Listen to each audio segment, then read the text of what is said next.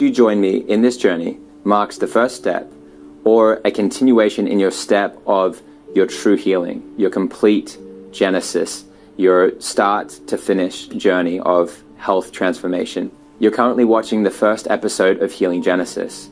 Healing Science, doctor-recommended strategies for COVID, vax injuries, and bioweapon reversal.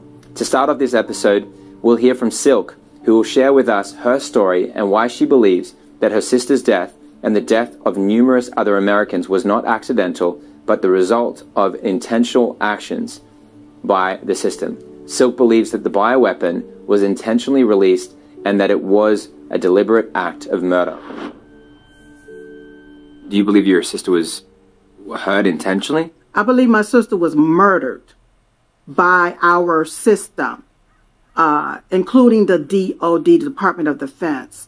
After doing my research and investigation, I believe that not just only my sister, but a number of American citizens who has passed away because of this bioweapon that's been released on Americans are being murdered intentionally. Wow. Yes.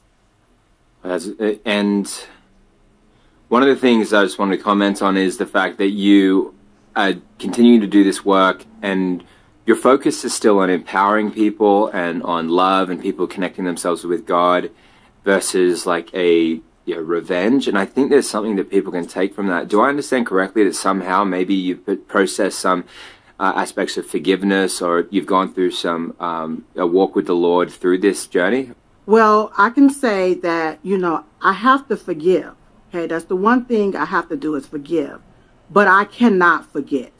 I can and shall never forget what this system, this government have done to humanity with the type of blood clots that riddled my sister's body for the last 10 months of her life. The type of blood clots that would not go away with the doctor medicines like Eliquis, Lovenox, or warfarin, and so forth. It wouldn't go away with that. These were specific type of blood clots that were created to kill humanity. And with knowing that, I can never forget. That's why I am so vocal about it. I don't have a problem calling it what it is. If it's a bioweapon, then it's a bioweapon. If it's intentional, then it's deliberately murder. It's murder in the first degree. And I don't have a problem saying to each and every individual that was involved in creating this for over the last, I believe 20, 30, 40 years, what they've done is created hell here on earth for average human beings. The quality of life is gone straight to hell. It's gone down the drain. People are no longer focusing on obtaining the American dream. They're trying to obtain, keep what they've already created, which is their livelihood. They're trying to hold on to what they have. And so what this government have done, what Dr. Fauci and all of these different so-called Frankenstein scientists, what they've done to humanity, wow, it's so sickening to know that they would create something like this just to depopulate the earth. It's sick, it's sad. And it's not just what they've done to create this depopulation, but to even want to remove a God natural order like our food that we eat. You want to take and poison our food. I thought food poisoning was illegal, but they're actually poisoning our food and removing God's natural order from the process. As you and I continue to share, we're helping people, giving people hope, because a lot of the lies that come into this is like, well, I took this genetic poison, I did the wrong thing. Well, God is not going to love and accept me now because I've ruined my body because I've done this. And God, that's how Satan works. He gives you a lie and then he and then he harms you, and then he makes you feel like it's your fault and that God won't love and accept you. It's just the typical thing. It's like completely a lie. And I think that what we're standing here to say is that you're a child of God, and believe that and accept that. What a beautiful truth. Then he's prepared you for eternity, and he loves and accepts you and has never rejected you. What would you say to all of that, Sil? I would say that first off, God is love. God forgives. And what we have to now do is look at what has happened and see how we can get ourselves back on the right track. And the way to do it is to open up our mouths. Don't be scared to say, yes, okay, I got the jab, or I did partake in getting the bioweapon, all right? But then talk about how it has affected you, how it has affected your body. Stop saying, okay, I'm suffering from cancer, I'm suffering from this ailment, I'm suffering from this disease, and you didn't have this disease or ailment before getting the shot. If you know that this thing have affected you, tell the truth about it. Shout the truth out about it. Because silence, with us being silent about it, that's why they feel that they can push another pandemic and another pandemic upon us. We have to be honest with ourselves, truthful with ourselves, that this is a bioengineered weapon. Start calling it for what it is. They call it a virus. I call it a bioengineered weapon, period. And this was deliberately done. This is not something of a natural occurrence, because this thing is patented. Let me tell you something about patented. You can't patent something that's of a natural occurrence. You can only patent something that was engineered by men. All right. So if this so-called virus was patented, if the vaccine, that the thing they call a vaccine, if it was patented, then it's engineered by man. And with it being engineered by man, it's an engineered bioweapon. Mm-hmm. Now, the solutions, you've got man-made weapons that then I think are some of the most interesting things in that they of all things convince people that they're stuck. I mean, people could have a cancer diagnosis, and because they're not associating that with maybe a genetic poison, even though it likely is, then they feel like, oh, well, maybe I could use chemo to reverse this, even though that's not the best treatment. Or others will say, well, maybe I could do holistic therapies. But a lot of people that take these COVID vaccines, they feel like they're doomed, like they did it, and now it's done, and it'll never get out of their body. And I think that what you and I are saying is just the exact opposite, which brings so much hope. You're obviously hearing a lot, and you've had some of the best guys come on your show to share some of the best information. What are you finding are the best solutions for getting this poison out of people's bodies? Well, stop putting it in you. Even when it comes down to the pharmaceutical medicines, it's nothing but poison. It's just, as far as I'm concerned, it's not there to heal. It's there to kill. All right? Kill you very slowly to make individuals cash cows. All right? So that they can make money off of your illness. So my philosophy to the whole ordeal is to go back to what God intended, natural. Revelations 22:2 states how the leaves of the trees is for the healing of the nation. We have to go back to what God intended and created for our healing. All right. And it's for us to feed our body so that our body will be able to heal itself. But the more you keep pumping this poison inside of you, the sicker you're going to get. You know, the way that this bioweapon was basically designed, even though you are, or some people have been vaccinated, it was designed to hurt us all. That's why it sheds on the unvaccinated and infect us in the same manner as if we were vaccinated. So they say, okay, get a booster. That'll stop it. Get another booster. That'll stop it. And look, when they say, well, it don't work. The jab don't work. The shots don't work. Oh, yeah, it worked the way that they intended for it to work. All right. It was intended to keep variants upon variants going and going and going. It was created to turn our bodies into this like spike factory to keep it going and going and going. So the very thing that they created, oh, it's working. It's not working the way that they say, like safe and effective. No, no, no, no, no. It's doing exactly what they intended for it to do. And that's to kill us, to depopulate the earth. So it's doing what it's doing. But the only way we can stop it is to stop taking their junk. Stop taking their I wouldn't even call it medicine. It's poison. Stop taking it. And if we can stop the cycle of taking it, then hopefully we can heal the land. We can help heal the land, and God will heal the land. Up next, we have Dr. Brian Ardis, who gets into the issue of long COVID symptoms and highly effective solutions. Dr. Ardis points out that long COVID symptoms are linked to venom proteins and how these venom proteins primarily target alpha-7 nicotinic acetylcholine receptors. He provides a unique perspective on addressing long COVID symptoms, offering highly effective treatments based on an understanding of the virus's impact on specific receptors. Following that, we have Dr. Henry Ely, who will be talking about the shocking revelations regarding the life sciences and what goes on behind the scenes. He discusses how some of the people working in life sciences have created dangerous things in labs, how they casually pour dangerous substances down the drain, and how these substances end up in our water supply and eventually come out in our taps. Dr. Ely also reveals how some scientists are openly bragging about their abilities to use CRISPR gene-drive technology to target and exterminate specific species within 3 generations. There are solutions.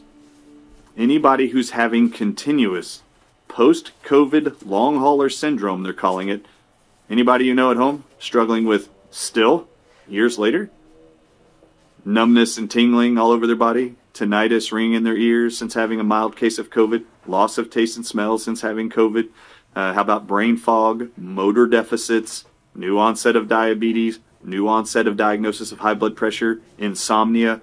Anybody you know struggling with any of these scenarios or symptoms they call long hauler COVID symptoms?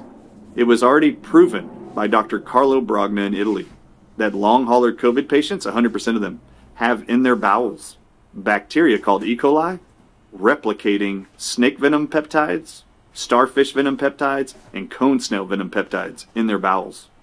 The exact same collection of venoms confirmed in the published study October 2021 titled Toxin-Like Peptides Found in Blood, Urine, and Feces of Every COVID-19 Patient, when Carlo Brogna and his team confirmed 36 different animal venom proteins were only found in COVID-19 patients. The entire COVID-19 narrative, this post-COVID syndrome called long hauler COVID symptoms, that isn't related to the vaccines. That's with COVID. COVID is DNA plasmids with venom spike proteins in it, and they used bacteria and yeast in our bodies to replicate the venoms.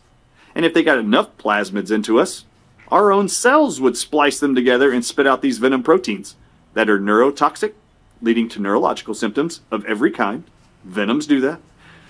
They also affect the blood with hemotoxicity, they call it, causing blood clotting or hemorrhaging, which you're seeing after the shots and after COVID. They also cause multiple organ failure with a substance called phospholipase A2 that's in every venom. And they have those in the plasmids also.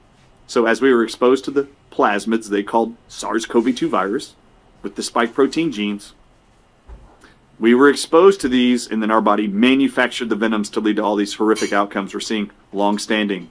Anybody who has long hauler COVID symptoms right now, I did this presentation at the Reawaken Tour for the first time, January of 2023. I don't know if you saw this. Did you see a study was conducted and confirmed 100% of all long hauler COVID symptoms, 21 of them in total, were completely eradicated with one treatment? And this was for people that were suffering with their symptoms for over a year and a half. And each of them had a mild case of COVID. And then months later, all of their long hauler symptoms started, and they lasted for over a year and a half at the point they decided to do the study. What did the scientists ask them to do? One simple treatment. And before they did it, they explained their hypothesis. This is important because this is January of 2023. In the paper, they disclose We took these patients struggling with post-COVID syndrome with over 21 different symptoms, and they had to have these symptoms for a year and a half without resolution of any kind from medications, nutritional supplements, or physical rehab. So they exhausted all of those. Then they told this group of individuals, we would like to do a study and see if you guys would like to participate in the trial, to see if we can remit every single one of your symptoms that you've been struggling with for a year and a half, unresolved by the medical profession, or naturopaths, or PT therapy. And they all said, of course. Why? They were struggling for a year and a half. They told them the hypothesis for this treatment was based on findings in 2020 in multiple countries. They stated and referenced the studies in early 2020 done by French researchers and Chinese researchers. They said to this group of long hauler sufferers, these long hauler sufferers in 2023, they said it was confirmed that the spike protein genes of COVID in January and April of 2020 were confirmed to be venom proteins primarily from two snakes, the king cobra, called cobra toxin, and the crate snake, and its venom is called bungaro toxin. And they stated those two venoms, in reference to those research studies done by geneticists in early 2020, they said those venom proteins from these snakes target primarily one receptor. And that one receptor is called alpha-7 nicotinic acetylcholine receptors. And then they explained in the paper, January of 2023, that what they saw in 2020 was a study done on 8 million people with COVID. It was the largest survey study ever in the beginning of COVID. 8 million people they actually surveyed. 19,000 had confirmed COVID. The smallest group they found in 8 million people during the pandemic who actually contracted any symptoms of COVID and confirmed through PCR testing was smokers. Because smokers have nicotine, they said, that's circulating in their body every day that binds to the same receptors these venom proteins do, cobra toxin and bungaro toxin. They said nicotine binds to those receptors with a 30 times higher binding affinity to acetylcholine and those venoms. And this is why smokers weren't affected by COVID-19 as much as people who were never smokers or tobacco product users.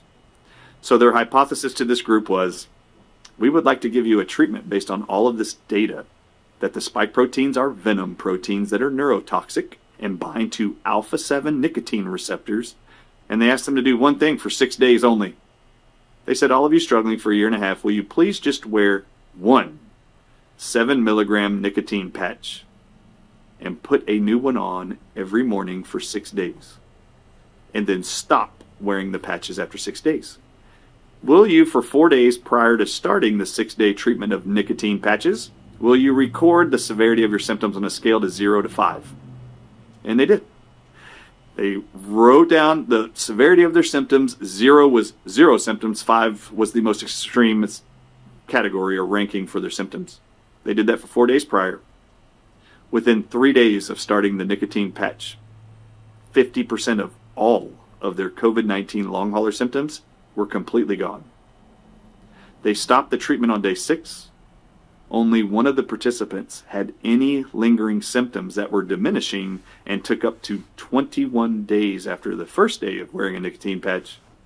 The longest time period for any of these people struggling with long hauler COVID symptoms was 21 days.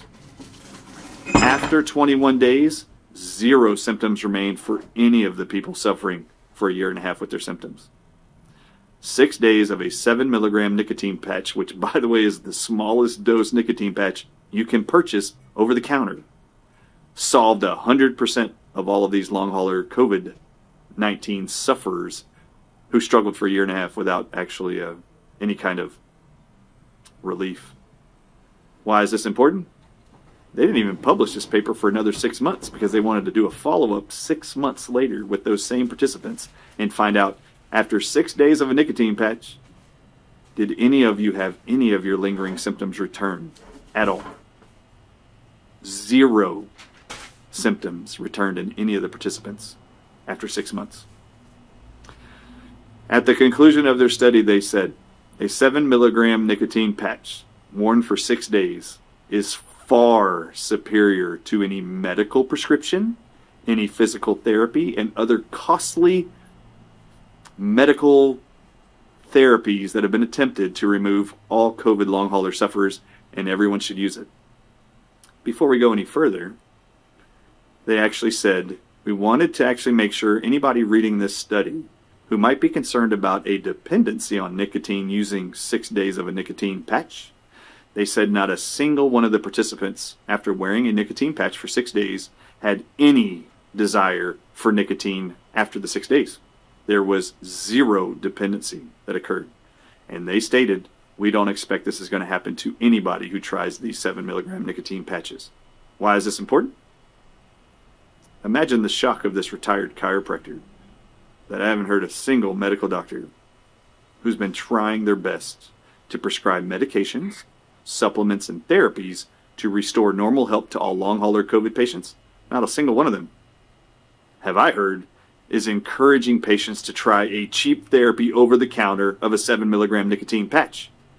But once again, nicotine has proven for 4 years now, since the beginning of this pandemic, to be the #1 antidote to the weaponized, venomous spike proteins of SARS-CoV-2, or what they call COVID-19. So this absolutely helps to confirm continually that the snake venom theory of COVID, which was not a theory, I just happened to bring all of the published data and studies conducted by geneticists, starting in January of 2020 in China, geneticists in France in April 2020, Carlo Brogna and the Italy researchers, published in October of 2021.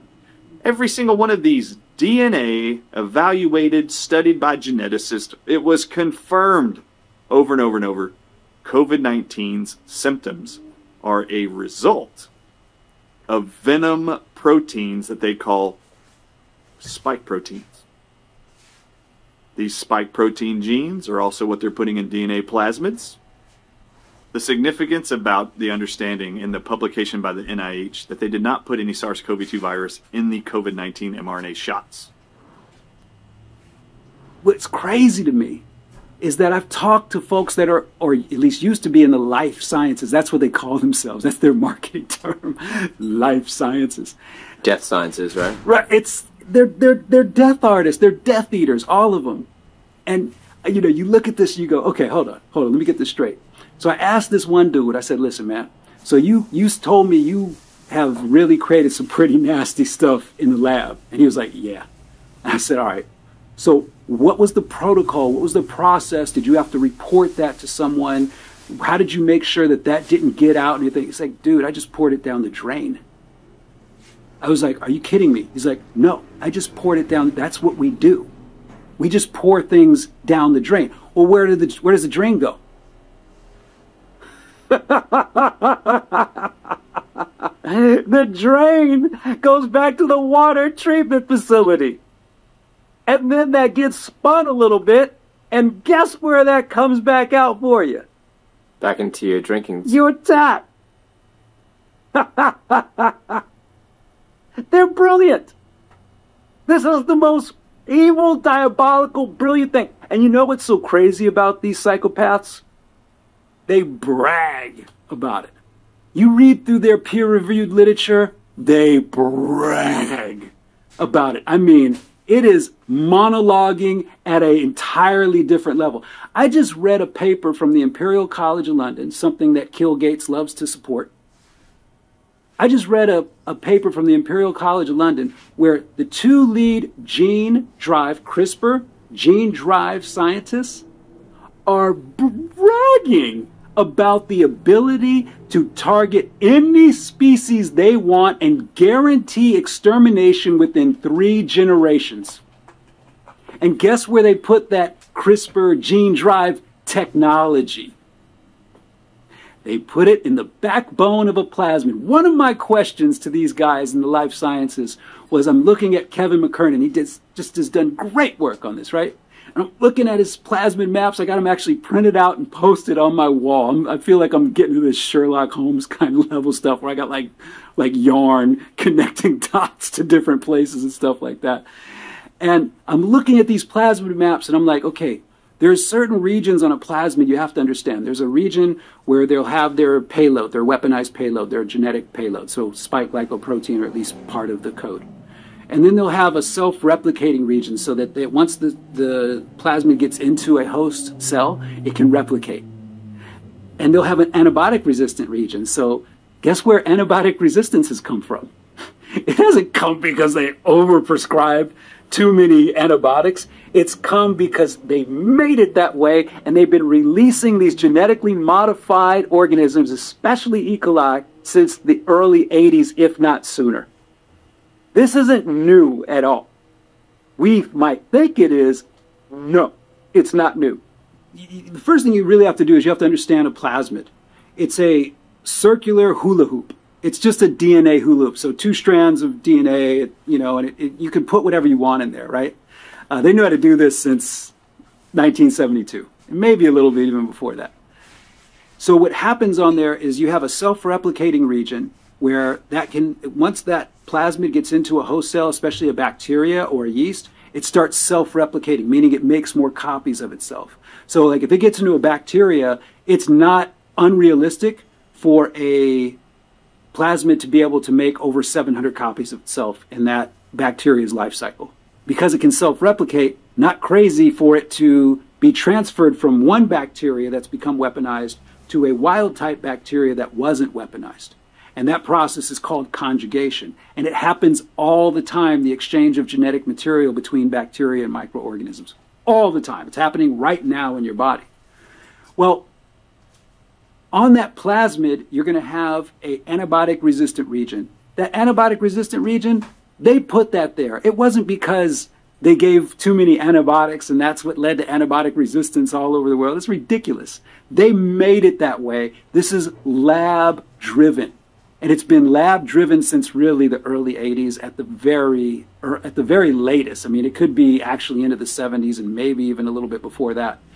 But for sure, at least by the 80s. And that's where you start seeing the increase of E. coli outbreaks, right? Well, I just read about another one, another E. coli outbreak. And what do they always blame? Spinach or some kind of produce. It's not spinach or produce. It's the water that they're using on the produce. And guess what's in the water? Weaponized, genetically modified E. coli.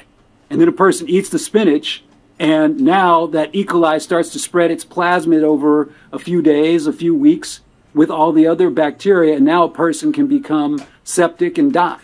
I mean, folks, you have to start looking at 1 + 1 equaling 2, all right? You have to appreciate these people are evil. And like I said before, they deal in blood. So now, when you look at this plasmid, there's a region with the weaponized payload on it. And the weaponized payload can be any genetic code they want. That genetic code can either make things like more RNA, mRNA sequences, or it can be actually reverse transcribed and uploaded into the genome of the host cell. That's how good they've gotten. But wait, it gets even deeper. You ready for this? There is a region in front of that genetic payload called a promoter region. And that promoter region is going to promote whatever weaponized payload they want to make. And that promoter region, the promoters that they've used are called constitutive. And it means that they're constantly turned on. It means that as soon as that gets into a bacteria, it's going to keep making that weaponized payload incessantly until you stop it. And what else can be on that plasmid DNA ring? CRISPR gene drive technology. The very technology, genetic technology that can guarantee extinction within 3 generations. 100% extinction within 3 generations because that technology can target the female's body. And it can target the eggs and create a genetic modification in the eggs that makes the woman infertile. And now you get that spread by 3 generations throughout all the women, and guess what goes away? the ability to procreate. So now, at the very least, they've gained control over procreation. So to answer this question, which is a good question, and bring you all back. Number one, why do I have a smile on my face when I talk about this stuff? Well, part of it's because it's horrific. And if you really saw me on the days when I was first learning this, you'd probably get a different dude talking to you. But I know something about this that they know too, but you don't yet. God already gave us the answers to this. They're called plasmid curing compounds. And they're all over in nature. You just got to make sure you get reacclimated, reconnected to nature. They are all over, like in quercetin, for example. One of the strongest plasmid curing compounds, in my opinion, today. Vitamin K2, another phenomenal one, right? Bicalin from Chinese skullcap, another magnificent plasmid curing compound. Plumbago, a botanical I hadn't even heard of before we were studying this. And then Dr. Janet Schmidt was like, oh yeah, I grow that. She sent me some. I just had some today, right? And so you go, okay, if I'm taking those things into my body, I am curing these plasmids, even these weaponized plasmids. Yes. And if you're doing that, and maybe you're taking something like, I don't know, sweet wormwood, artemisia, or some other natural antibiotic, now what you've done by bringing the plasmid curing compounds in is now you definitively weaken that particular microorganism, that weaponized microorganism, and you set it up for destruction. And that's what we are learning how to do as fast as we can right now. How to help people swap a weaponized microbiome.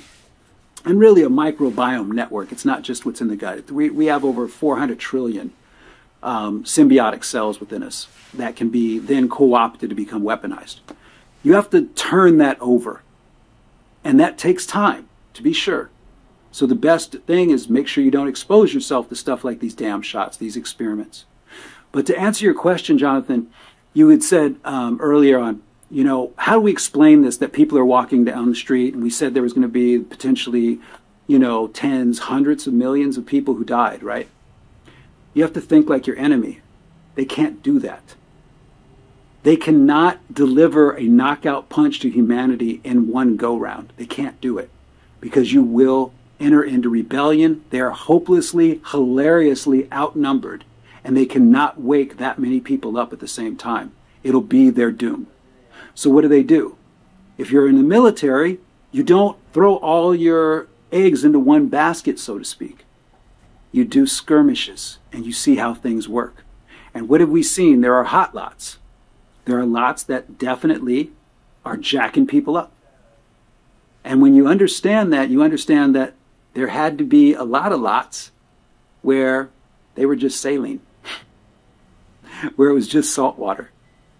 Because when you do that, you create polarity. Everyone thinks they got the same shot. In reality, they didn't. And so what you're left with is some people suffering and a bigger group that didn't get the shots potentially trusting the next go-round. And you start gradually thinning the herd over the course of a decade or 2 decades. They've already been patient. They've been on this since the Nazis. These are the Nazis still alive. They're patient.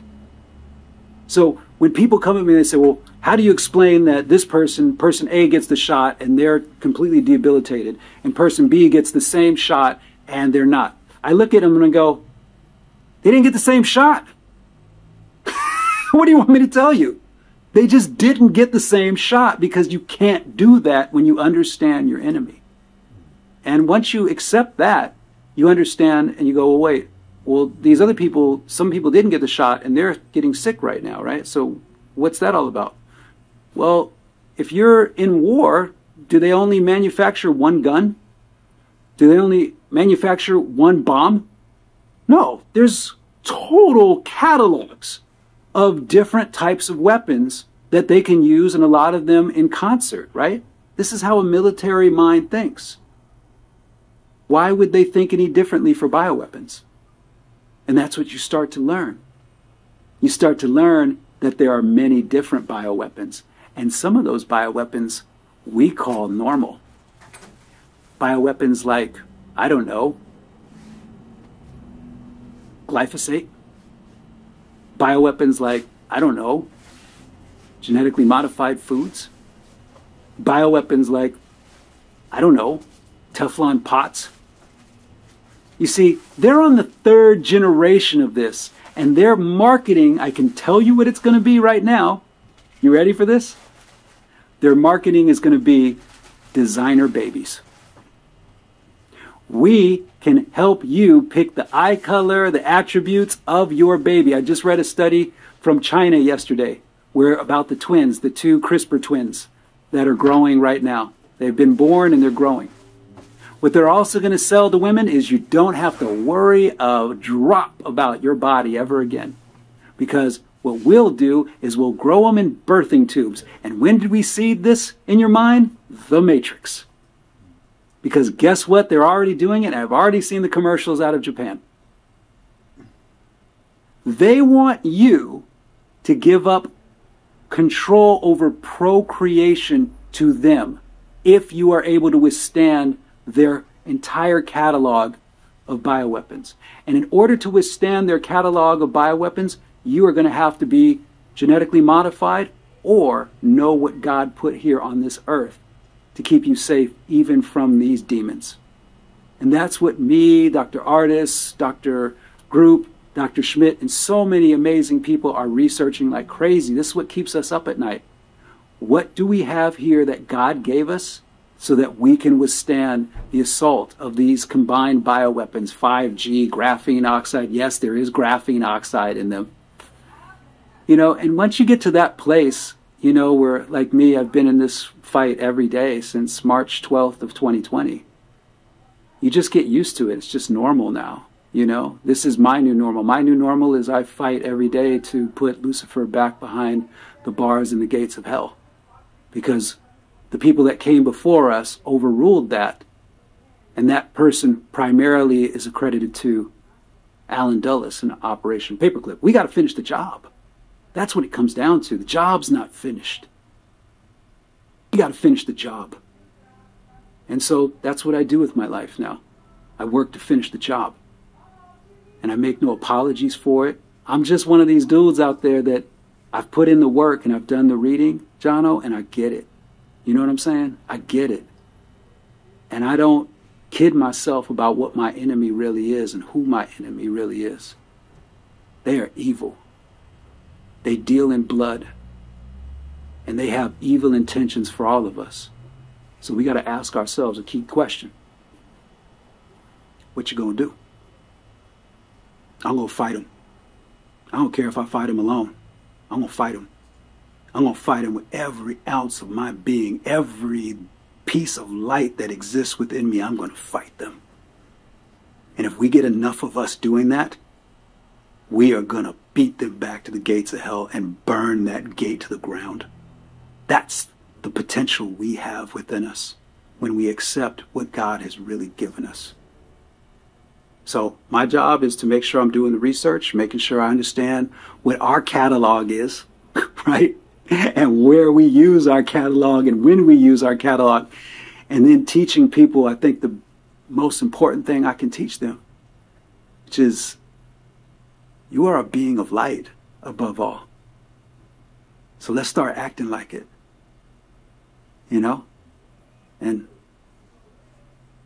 so far it's working out pretty good.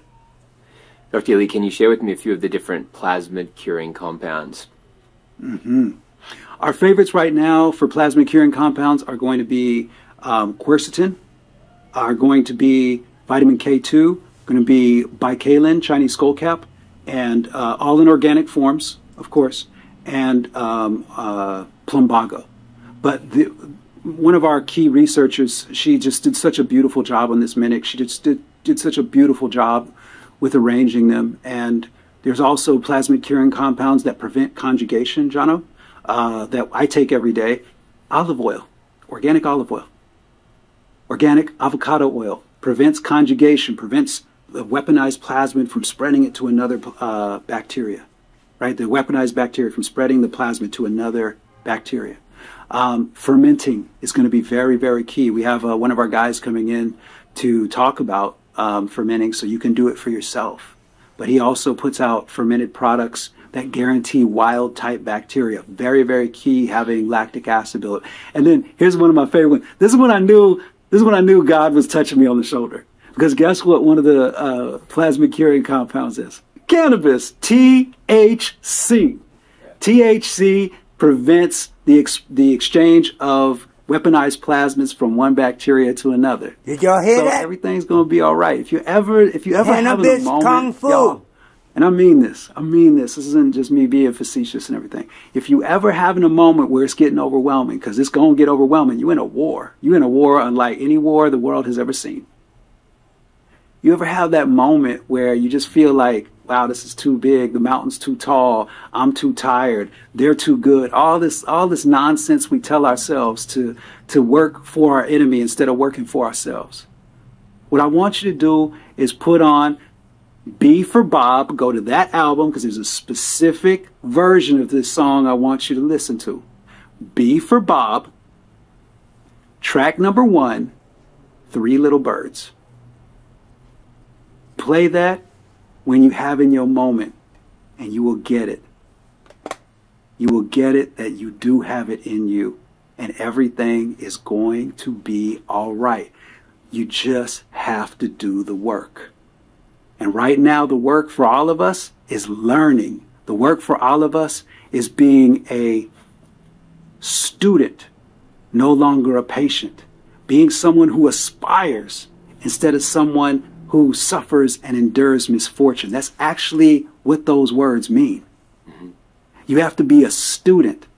And when you decide to become a student, you start tracking towards something really wonderful. Being a healer. And when you become a healer, that means you not only have learned how to help yourself, but now you have the wisdom and capability to share that wisdom with someone else and help them help themselves too. Amazing. The plasmids and the fact that this has been going on for a long time, the weaponization of these plasmids and amalgamating them with humans, putting them in humans. So does that mean that this has a connection to other diseases like cancer, autoimmune disease, degenerative brain disease? Is it connected? And therefore, can the plasmid curing compounds be a key to disease reversal across the board? What I think is really minuscule in importance to what you think. It's important for us to maintain our humility, to admit that there's a great deal that we don't know. In my personal opinion, yes. I think the vast majority of diseases that are experienced on this planet are man-made. And I think it's intentional. I think it's intentional to keep people sick and under the rule of thumb of people who are very evil and profit off of that disease and sickness. The cult of Asclepius, which is what the modern medical association is, the cult of Asclepius has no intention on you ever not needing them. They want you to be alive for an extended period of time so they can profit off of you from the cradle to the grave. That's why the medical symbol is a snake? The medical symbol is a snake because they are snakes. And is it the same as the dollar sign? Like a star or two stars for the snake? There's so much we have to unlearn. They are masters. You got to give them their due. They are masters at illusion. And there's so much we have to unlearn. So what you're going to have to do, more than anything else, is trust yourself. You're going to have to trust yourself, and along that journey, trust God. The people who are closest to God will be the safest. The people who are furthest away from God will be the lambs for slaughter. That's as simple as I can say it. Find God today. He is standing right by you right now, has never abandoned you, will never leave you. All you have to do is accept God into your life. And how do you do that? By simply accepting God into your life. I can tell you this, Jono. If you want to get into a bad conversation with me, blaspheme in my presence. I'm going to say something to you. Why? Because I have that relationship now with my Father. And I hope you all find that same relationship for yourself, to where you cringe when you hear people doing it. And I'm going to confess, I used to be one of those people blaspheming. But I promise you this, I will never blaspheme another day in my life, because I love God above all. Up next, we have Dr. Peter McCullough, who will introduce a groundbreaking approach called the Spike Protein Detoxification Protocol. In this protocol, he emphasizes the urgency of detoxing the body, since large-scale clinical trials are not expected to provide answers for several years. According to Dr. McCullough, detoxing the body from the spike proteins is crucial due to its unusual resistance to being broken down by human enzymes. Following Dr. McCullough is Dr. Jack Wolfson, a board-certified cardiologist with extensive medical training and expertise. Dr. Wolfson will be talking about the role of nitric oxide in the body and how exposure to sunlight can enhance nitric oxide levels in the body. He also highlights the important role of nitric oxide in reversing vaccine injury by providing blood flow, normalizing coagulation responses, and preventing abnormal clotting. It's Jonathan Otto here. It's a pleasure to be with Dr. Peter McCullough, the one and only. You are always on a mission, and you haven't given up. You're still fighting the good fight, Dr. McCullough, and I think that everyone wants to know what you're up to now, and you know where's the target. You've even sent me some things personally, some of the work you're doing in some other countries with the parliaments, the governments of those countries. I mean, certainly there are extraordinary opportunities to stand for truth and do the right thing, and use your skills to help the world right now, and all those that have listening ears, and you continually in circles of influence. So I appreciate you taking the time with me, Dr. McCullough, to be able to share your striking insights. So I look forward to this. I just finished a historic trip to Europe. I hadn't gone to Europe, since the pandemic started. I was a frequent lecturer. I used to go at least half a dozen times a year. I've lectured at all the major medical centers there, previously on heart and kidney disease. But since the pandemic, Europe's been off limits. It was shut down to us for a long time. And I received an invitation to participate in a panel on September 13th, 2023 by German Member of Parliament Christine Anderson, who I got to know. And it was a historic panel. It started out with 5 presenters on the legal side on all the infractions that have happened, violating civil rights, the threat of the WHO pandemic treaty and international health regulations. And the legal side was led by German attorney who lives in Switzerland now, Philip Cruz. And then on the medical side, we had 4 presenters. Andreas Schoenig from Vienna, he opened it up for it. I was next, I presented. And then it was Matthias Desmet, who's a clinical psychologist, and he's published the book, The Psychology of Totalitarianism.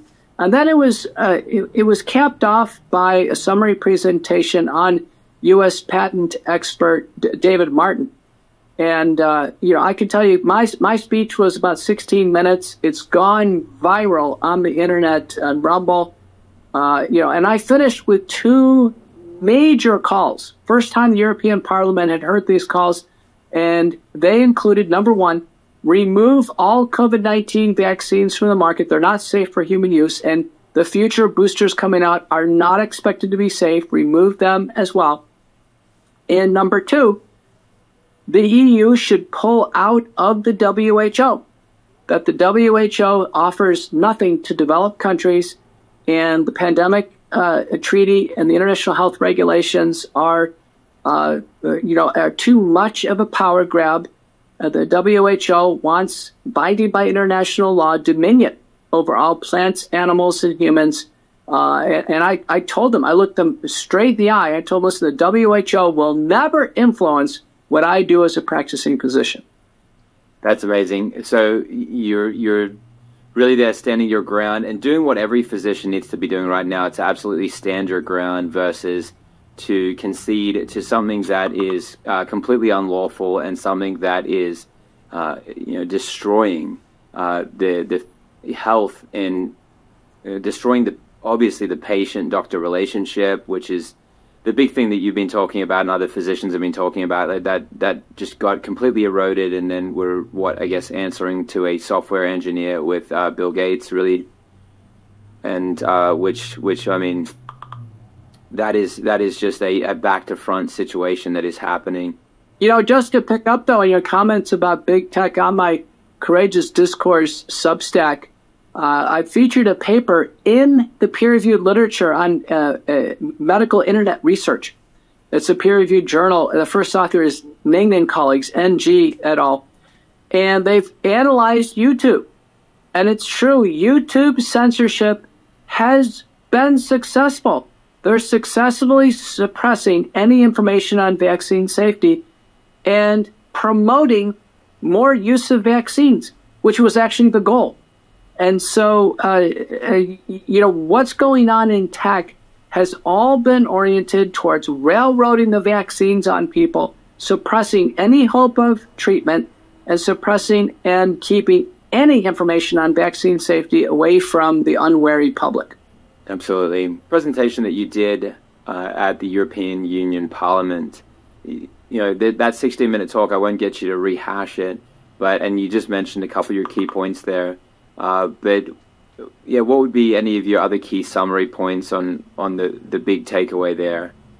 The big takeaway is I outlined that there is this biopharmaceutical complex that we lay out in our book. The crimes committed include fraud, mass negligent homicide. The complex is a working syndicate. At the top is the World Economic Forum, the WHO, Gates Foundation, Rockefeller and Wellcome Trusts, CEPI, Coalition for Epidemic Preparedness and Innovation, Gavi, UNITAID, UNAID, major U.S. government agencies, the Department of State, CIA, FBI, the National Security Administration, regulatory agencies, CDC, NIH, FDA, UK, MHRA, Australia, TGA, South Africa, SAFRA. They're working as a syndicate. The vaccine companies are the suppliers.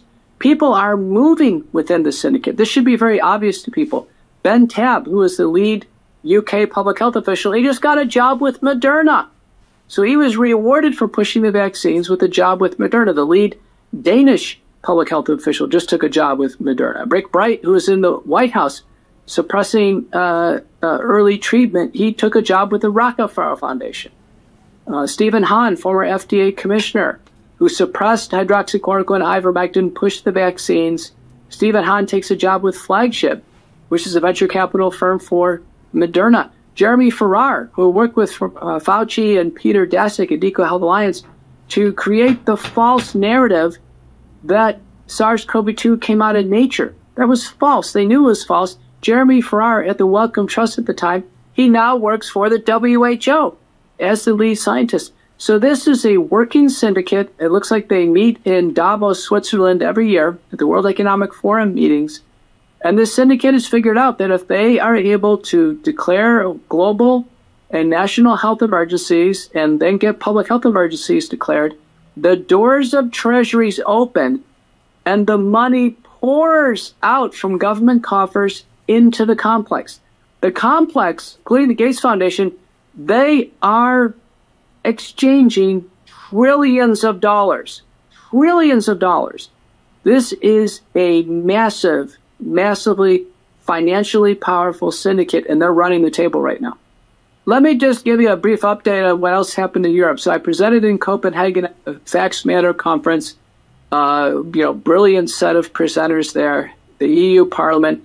I went on to Bath, United Kingdom, and I did a stage presentation with Dr. Tess Lowry and famed podcaster Majid Nawaz in Bath, UK, on health revolutionaries to a packed crowd, older crowd, packed crowd in Bath. I returned and I spent about 4 historic days in Nuremberg, Germany, and had a chance to go to Zeppelin Field, where Hitler presided over the troops, and then into Court 600, where the Nuremberg trials were undertaken. I gave presentations in Stuttgart to a packed German audience, and then several in Puschendorf. And let me tell you what, it was gripping. I was describing the science of vaccine injuries, disabilities, and deaths, but people were coming to the microphone, and they were describing their blood clots, heart damage, all the problems they've had. So if anybody had any question on whether or not these vaccine side effects are real, they could just learn from other people in the audience who are coming to the microphone. Wow, that's amazing. I'm sure that environment was electric, and our conversations and that of our colleagues has always been focused around the solutions, because we're not just here to tell people that they're doomed if they got this shot. We're here to give people hope, to firstly make people feel heard, and that what they're saying is happening to them, and that there are solutions. And you've been talking about those. People have been passing around some of the videos that you've put out on ways to combat the spike protein using bromelain and NAC. Do you mind going over that protocol? I'm sure you've probably even altered it since maybe the last time we spoke. So after months of empiric work in my office, researching, scholarship, paying attention to what the Japanese have taught us, I've published the first and only spike protein detoxification protocol. It appeared in the Journal of the American Physician and Surgeon. It's reflexively available on the European Commission preprint servers, Zenodo. And in this paper, we propose the clinical rationale ahead of clinical trials. Now, I can't make any therapeutic claims because large, prospective, double-blind, randomized, placebo-controlled trials are not done, and they won't be done probably for 5 to potentially 20 years, but we don't have time to wait for that. We're proposing detoxification because the spike protein is not proteolytically cleaved by human enzymes as far as we know. It's an artificial protein that was devised in the Chinese biosecurity lab in Wuhan, China. So people can't get it out of their body, but natural enzymes can. So the first one up is nattokinase, which is a derivative of the fermentation of soy by a bacteria called Bacillus natto. And nattokinase does dissolve the spike protein in multiple preclinical studies, one by Tanikawa, the other one by Obu. And so we know that nattokinase for sure is in. It's a safe supplement. It's been used by the Japanese as a cardiovascular supplement for a very long time. It's a form of a blood thinner as well. 2,000 units twice a day. The next one is bromelain. Bromelain is a family of enzymes derived from the stems of pineapples, also a form of a blood thinner. Bromelain in 2022 became an FDA-approved drug as a topical ointment used in burns. It's also anti-infective. Bromelain, the dose is 500 milligrams a day. Then the last that made it into the detoxification protocol that we call BSD, base spike detoxification, is curcumin, derived from turmeric at a dose of 500 milligrams twice a day, preferably with piperine, which helps it get absorbed. This is called base spike detoxification. Now, it's important that we use it as a base in our practice, is what we're doing. And we're not making any therapeutic claims, but it has very strong rationale for use. And then people can add to it. If they want to add N-acetylcysteine or add other enzymes, sereptase, hydroxychloroquine for autoimmune syndrome, ivermectin for persistent infection, all that's fine. But base spike detoxification, what we're finding is it's taking minimum of 3 months, sometimes 12 months, for people to have improvement in symptoms. It looks like it's correlating with our therapeutic approach. I've tried every prescription drug. Believe me, that's what I do for a living. But it's the natural products that seem to be working. Again, base spike detox. I'll say the products again. You can buy them anywhere online. Nattokinase, 2,000 units twice a day. Bromelain, 500 milligrams a day. And curcumin, 500 milligrams twice a day. And these doses are low. We can actually increase. I saw a patient today, and we are able to increase the doses, but we're conservatively starting low and going from there. I'm Dr. Jack Wolfson. I'm a board-certified cardiologist like my father before me. I went through 4 years of osteopathic medical school, 3 years of internal medicine, 3 years of cardiology training, and then I joined the largest group in the state of Arizona, where I would eventually become a senior partner, and I was there for a total of 10 years. And along that path, I would meet the woman who would become my wife, and she is a chiropractor.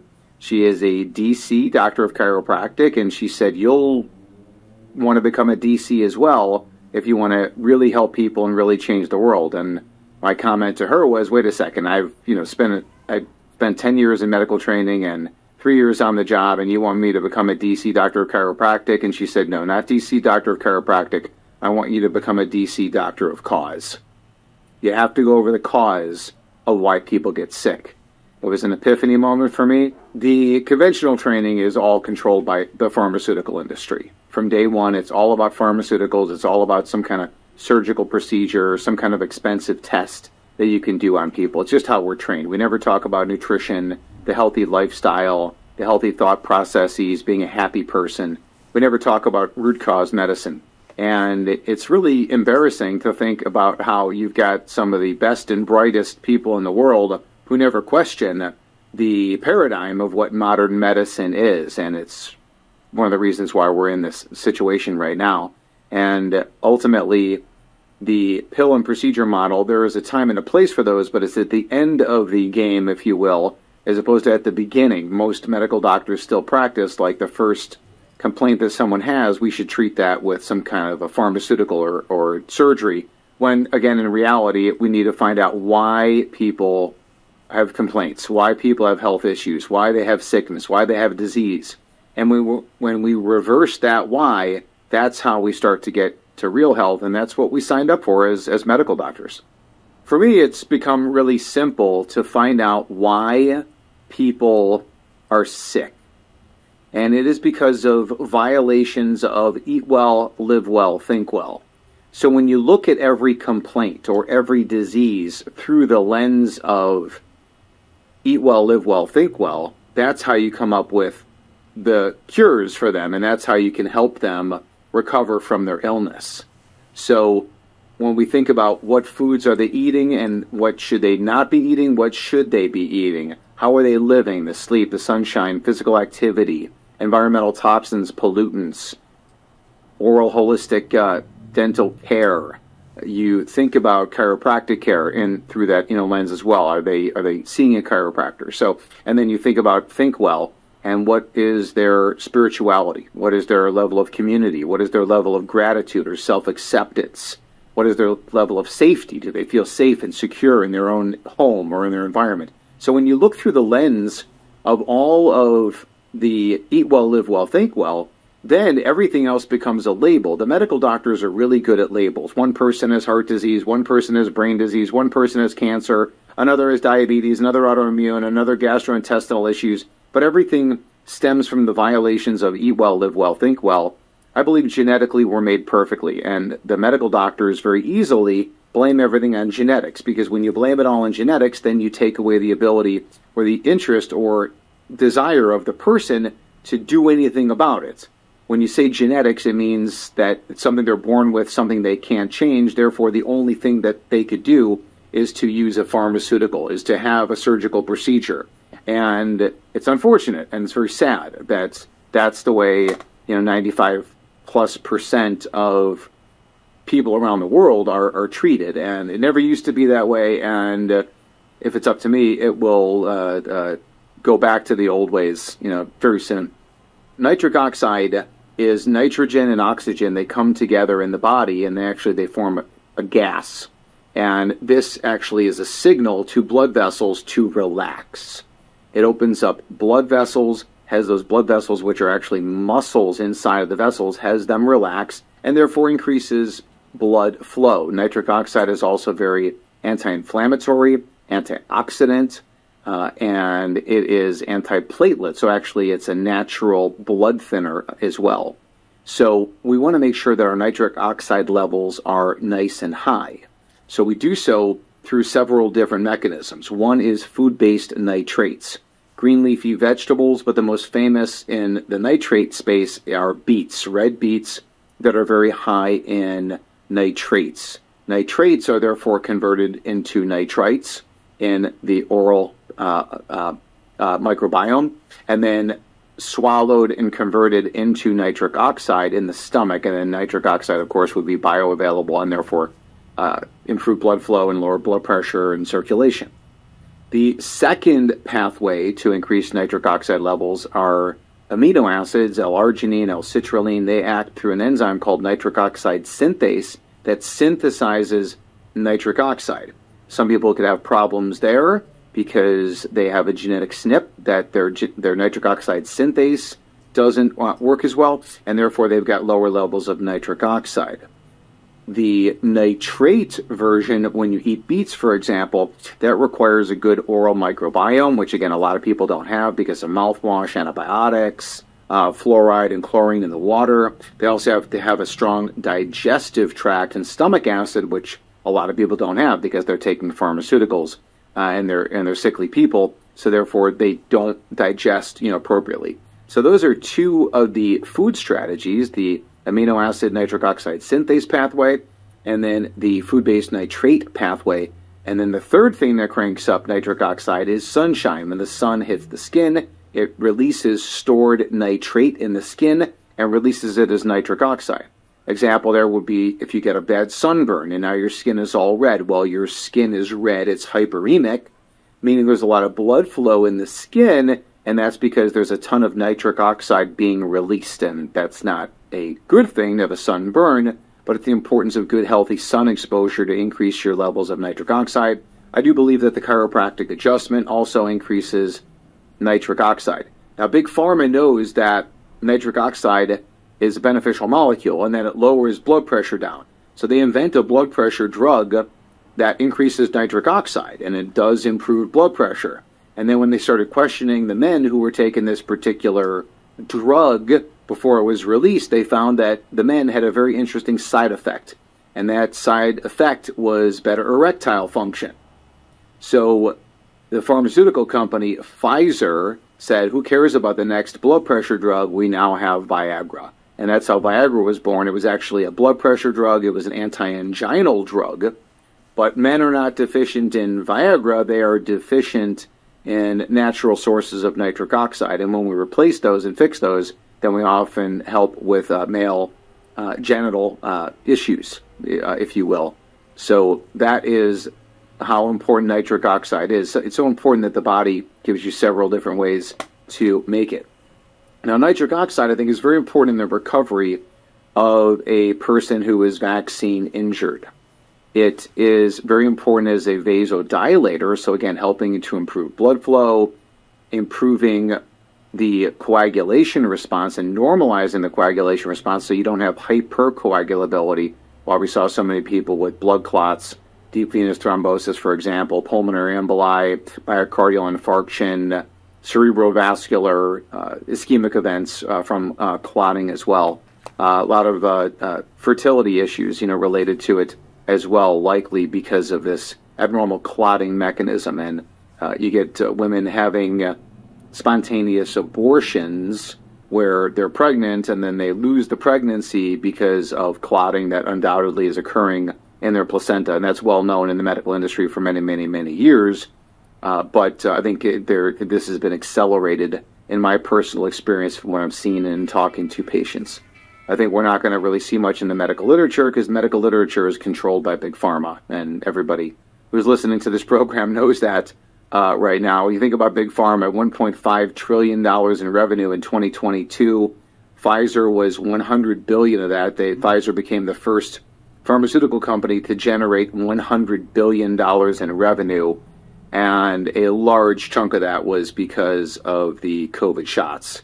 So, question everything, freedom to question everything is absolutely paramount. Look at everything through the lens of control, of power, of money, and you will know what's going on. We're definitely seeing a lot more abnormal clotting now than we ever used to see. And those who got the shot or shots, when you get injected, you generate an inflammatory response. That's the purpose, is to generate this immune response. The alleged purpose of the shot is to generate the immune response against spike protein and therefore have less symptoms from it. Well, the problem is the body doesn't know what it's supposed to do. It just does what it naturally will do. And when the body is injured, from a synthetic chemical substance such as a COVID shot, then it will become inflamed. And when you have this inflammation, things in the body start to get sticky. What happens is the body realizes that it's injured and it's sensing more injury.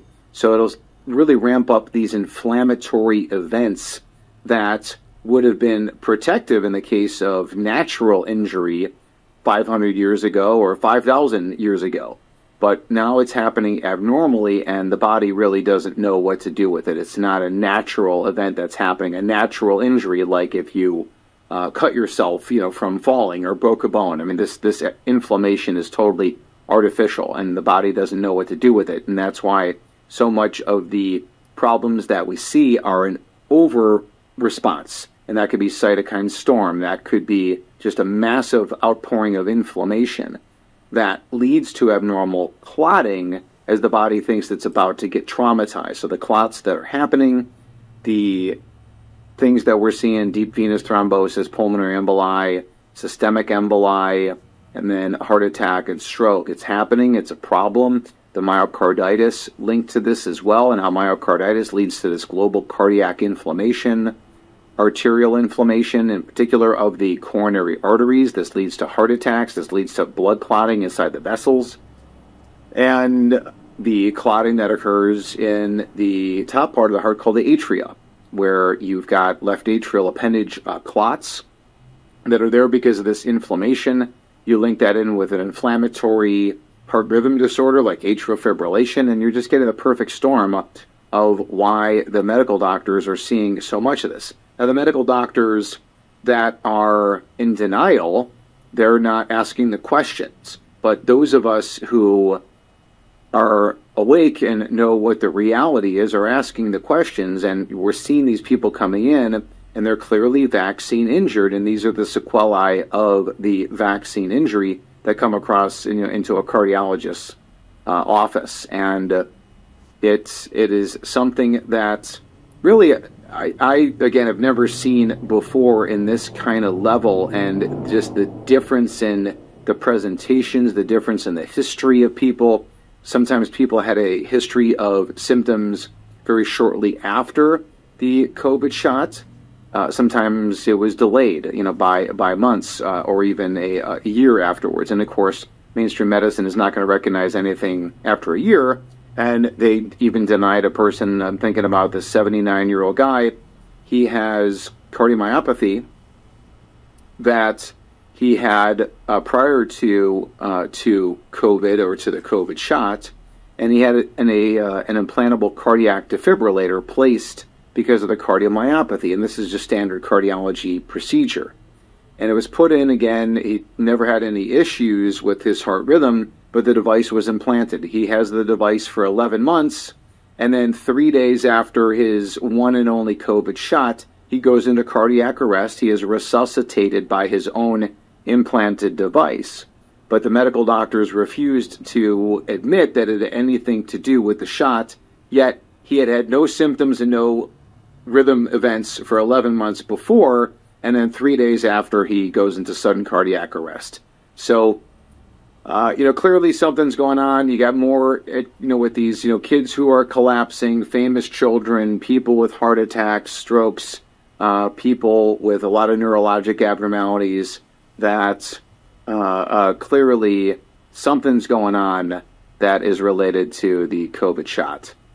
In a previous summit, one of my best friends in the entire world, he got Bell's palsy, and he called me up and he said, Jack, I have Bell's palsy. Anything you can think of in the holistic space that would help me. And this guy is a very well-known cancer doctor, a very successful cancer doctor. And he came down with Bell's palsy, and I said to him, I think it was from the shot. And he, of course, denied it. His job is to deny it.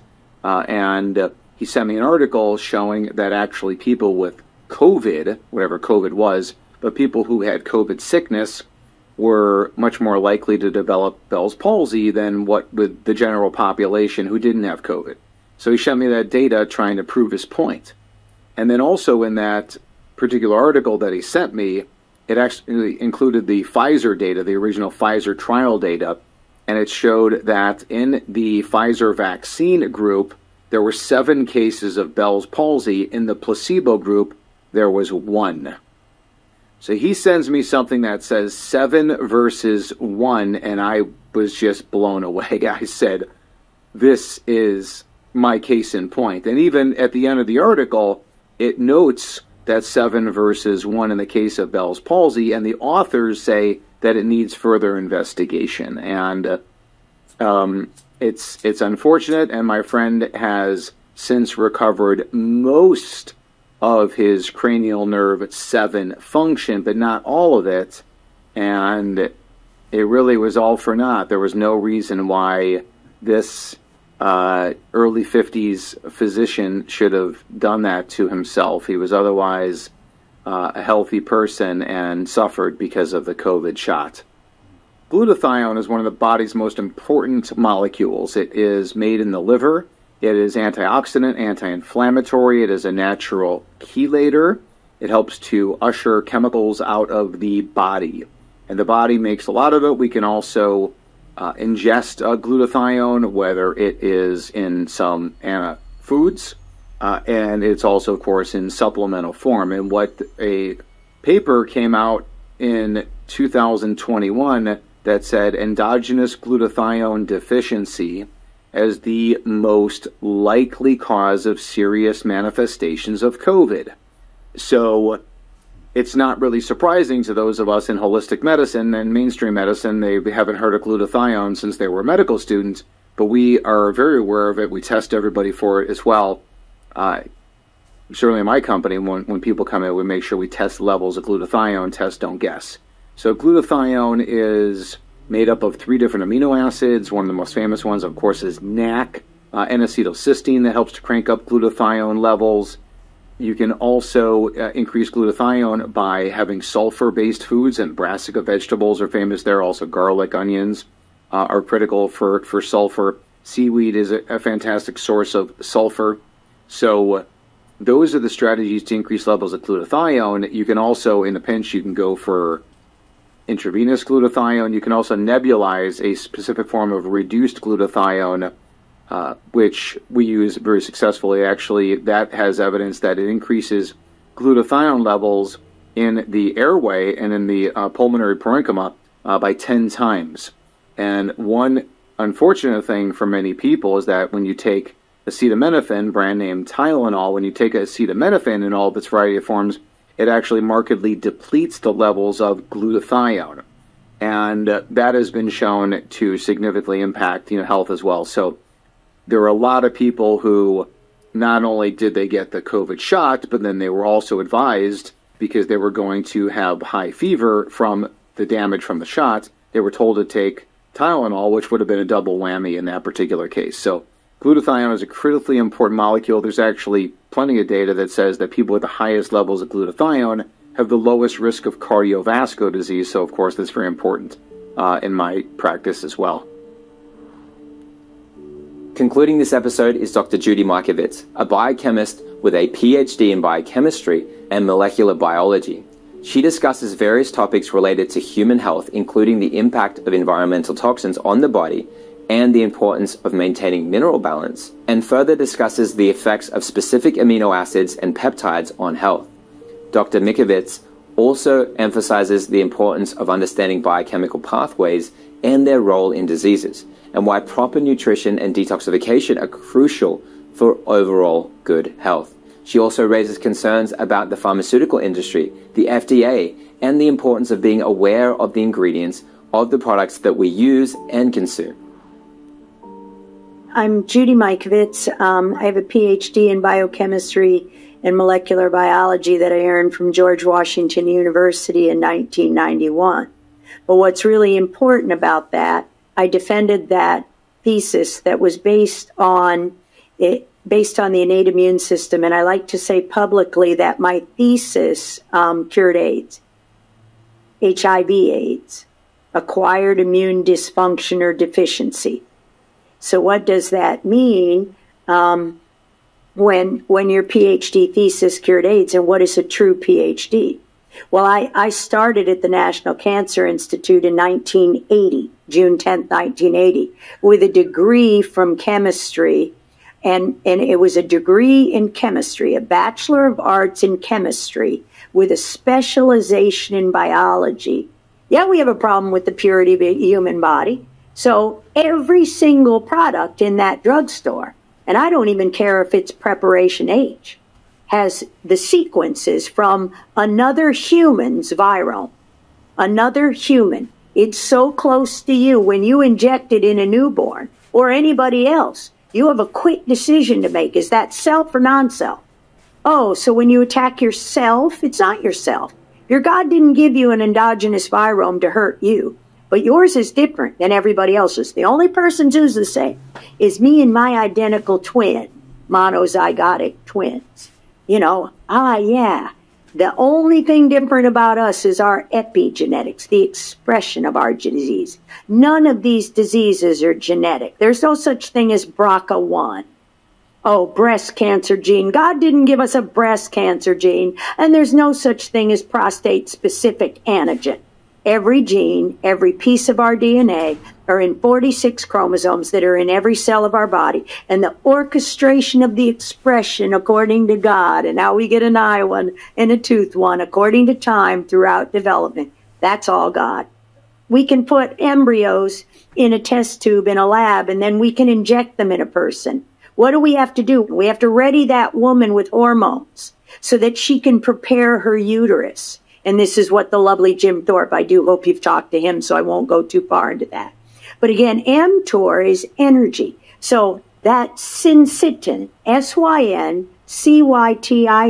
cyto, cells, synthesize cells together.